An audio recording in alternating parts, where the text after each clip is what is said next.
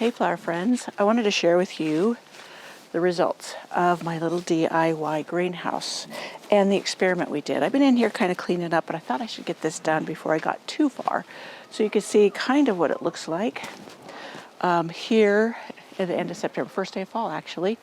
And the cup and saucer vine, it climbed beautifully, but I did not get any flowers. So I don't know if maybe this spot didn't get enough sun or what. Let me bring you in a little bit closer and we can talk about more of what happened inside and whether or not my experiment was a success. So, okay. Now, things that were a success. Now I keep saying trumpet vine, I'm sorry. The cup and saucer vine, as I said, never bloomed, but it's all the way up there, came over down here. The rest of these plants are volunteer morning glories that they go to seed and they come up everywhere, and I just pull up the ones I don't want and let others fill in that I do want. Let's see. Now, this is a James Galway rose in here. Normally it blooms all summer long for me. In this spot, it did not. I think it got too little sunlight. So that's not going to work here. I'm going to have to move this and maybe decide about something else here next year.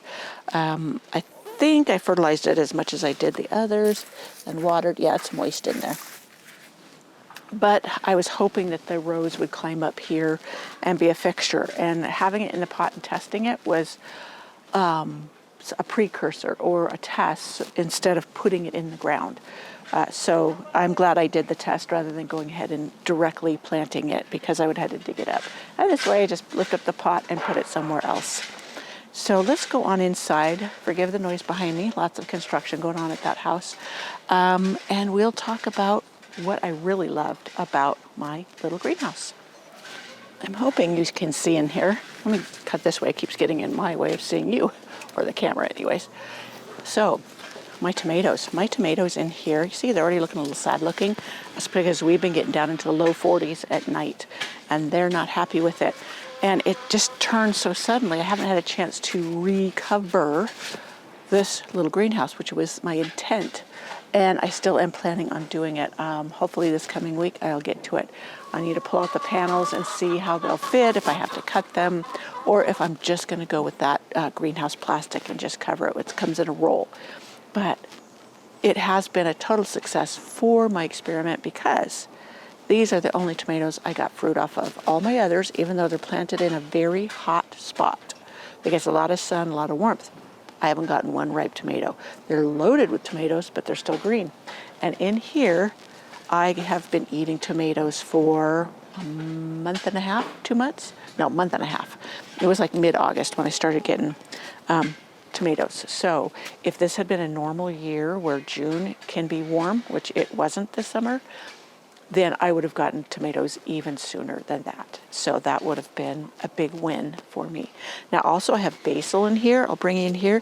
The peppers didn't do good. The peppers didn't do good in here. And I think they just did. Oh, wait a minute. I'm looking at a pepper here. It looks like a poblano. But they didn't, I don't think they got enough sun for what they needed, even though the tomatoes did. And I'll show you my cucumber as well.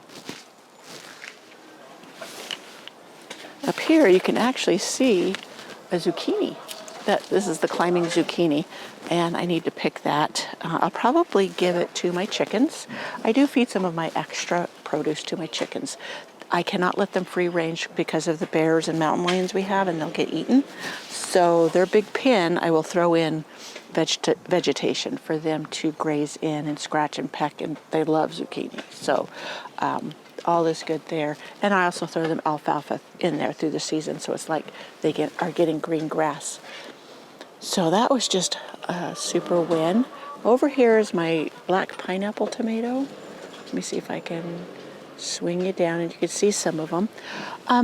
You know what? They were okay. Somehow I got the impression they were much better than what I experienced with them. And I think next year, even though these were wonderful, I will go with just a regular beefsteak.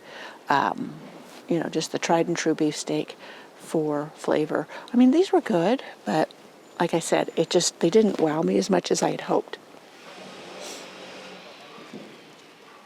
So on this side, over here, we have our cucumbers.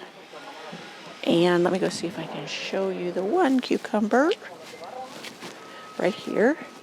It needs picking, and then there's a few more up here. And let's see. I don't see. Oh, yep, there's another one over here. But this is already climbing up and over. And this big leaf here is another climbing zucchini, which I'll go ahead and pull that up. So because it's going through this wire, and I want to put my greenhouse panels and or plastic along the outside, and it would be in the way. But that's okay. I've gotten the fruit I need from it. Plenty stored away for zucchini bread in this winter, and we've eaten tons. So, and I have more zucchinis planted up in front. So I'll just put you down. We can see my little poblano. I'm just thrilled with that. It gives me the added incentive to hurry up and get this thing covered, and then the warmth in here, maybe I will get some more. So let me go ahead and point you down. See, right here is a volunteer Rudbeckia Black-Eyed Susan, which I just let it come up here in here for fun. I will pull it up a little bit later, and when it's almost done. It's just doing beautifully right now. But let me see down here. There is my poblano. Isn't that beautiful? Beautiful, beautiful. Just one on there, but there's buds over here, more blooms. So that looks good. That'll make good chili rellenos if I get some more. One chili relleno? I guess one isn't more than enough. All right, I'm going to swing you around and bring you up. You can see a couple more zucchinis growing up the side of the greenhouse, which this did great. So I'm happy that this works. Now this particular one, I think it's called Escalator, it was okay. I mean, we've enjoyed eating on it, but I'll show you the ones I have out front that I really do love. And it's an, not an Armenian. I'll get the name of it for you when I share those with you. But from the inside, you can see all of the wonderful morning glories. They bloomed pretty. They're full of seeds. I need to get them pulled down. And I'll also show you, let's start around here. You can see the tomatoes climbing up this side. See my other greenhouse over there? That one is in the midst of getting cleaned out so that I can get it ready for my winter planting in there. But you see, let me tilt you back here. You can see the tomatoes. This is Early Girl growing all the way up that. Now, Early Girl is a little more cold hardy than others. But it is showing signs of not liking the cold. You can see the leaves are looking a little sad. So really not liking the cold. Now this one in the middle is this one over here down in the middle. Let me see. Can you see down here? Let me point you down. This one down here, that was supposed to be a beefsteak. It ended up being a cherry tomato. So that package was mismarked because I marked my pots very well. And I was totally surprised when it ended up being a cherry tomato. So in this raised bed down here, I had planted the Kilimanjaro Marigolds. And they have a distinctive scent that is pleasant. But, you know, they just didn't wow me. And I don't know why. They're looking really good now, finally. Maybe they just needed some hot weather.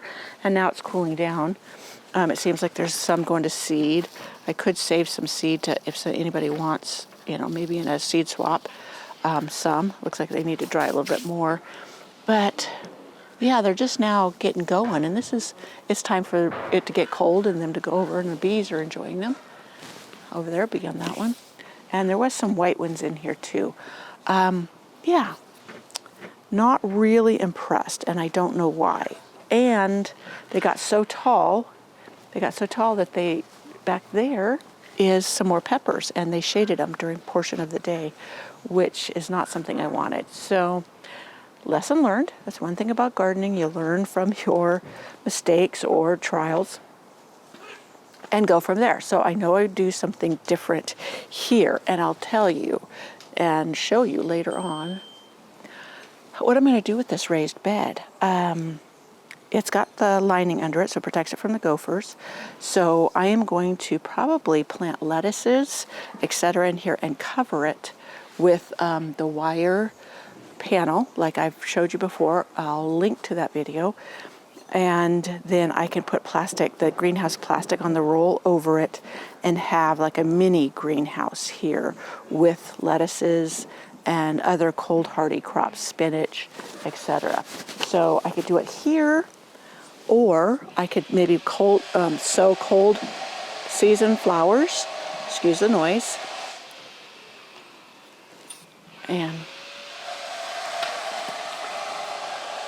or I can plant in this tall raised bed. This is a Vigo garden bed. They sent it to me to trial and error, and I lost touch with them. I was supposed to do some videos with them, and I messed it up. But I have been very pleased with this bed. And I had this filled nearly to the top. And now you can see, well, maybe you can't see, but it's probably a foot or more down. And that's because I had filled it quite a ways with some garden debris, and it has composted down, which was fine. I expected that, and that way I can now add more soil, more compost, and replant. My basil in here is going to seed. I need to chop it back. I've already made one batch of pesto. Oh, it is so good. I need to make some more because all my basil needs picking again. So I have some lettuce in there that I let go to seed. It will reseed itself. So that will, either I will pull the seeds when they are ready and then replant them because I want to add more soil here, or I will just let them go to seed. Let me first get over here really quick. And I have green beans I planted in here, and they're not doing that great. I can only imagine because it's turned so cold, and I caught some blue jays in here eating on them. Yeah, they've been eating on them. So I could cover them with some chicken wire or something, and I could preserve them. Oh, that one's got buds on it, so maybe I'll do that and I can get some green beans.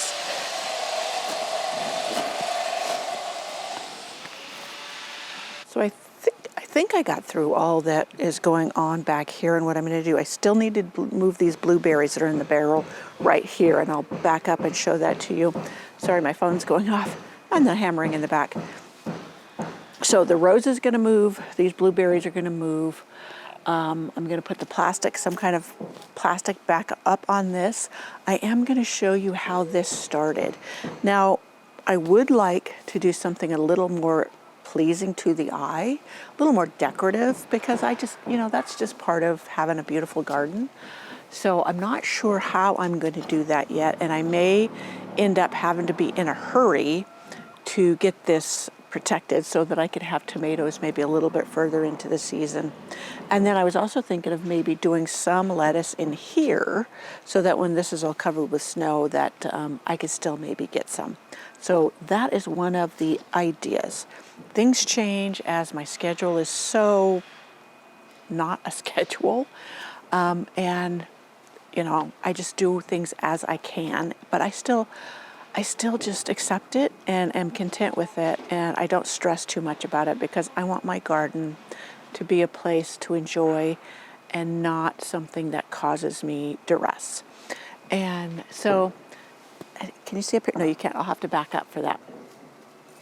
So anyways, that is the progress. This is the veggie garden. I have my fruit salad tree behind here. That was something my husband and I had discussed. So it's behind this little greenhouse, and when we planted it there, we didn't think that this wasn't a plant. So that's might need to be moved, and we need to do it before it gets too deeply rooted. I'm hoping you're not hearing all that racket. I can't win. I can't win.